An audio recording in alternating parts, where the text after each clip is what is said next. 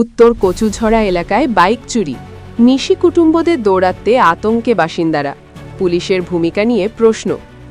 ধলাই জেলার কমলপুর মহকুমার কচুছড়া থানার অন্তর্গত উত্তর কচুছড়া ও আশপাশের এলাকায় ক্রমশ বাড়ছে চুরির ঘটনা।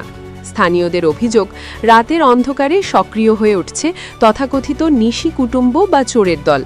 তাদের দৌড়াতে অতিষ্ঠ হয়ে উঠেছেন এলাকাবাসী।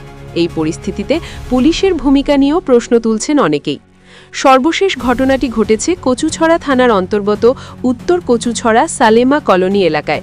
স্থানীয় বাসিন্দা অসিত দাস নামে এক যুবকের বাড়ির বারান্দা থেকে গতরাতে একটি মোটরসাইকেল চুরি করে নিয়ে যায় চোরের দল।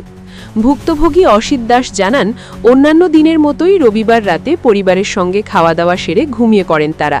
তার TR04D 4883 নম্বরের অ্যাপাচি মোটরসাইকেলটি বাড়ির বারান্দায় রাখা ছিল, কিন্তু সোমবার সকালে ঘুম থেকে উঠে দেখেন বারান্দায় রাখা বাইকটি আর নেই।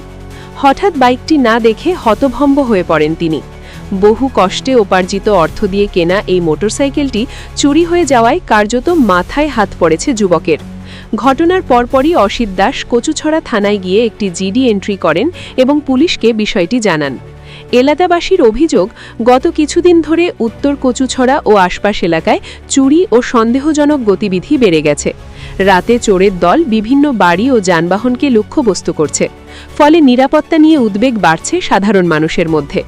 এখন দেখার বিষয়, কচুছড়া থানার পুলিশ কতটা তৎপরতার সঙ্গে তদন্ত চালিয়ে চুরি হওয়া বাইকটি উদ্ধার করতে পারে এবং চোরের দলকে আইনের আওতায় আনতে পারে কিনা। এলাকাবাসী দ্রুত পুলিশি তৎপরতা ও রাতের নিরাপত্তা জোরদারের দাবি জানিয়েছেন।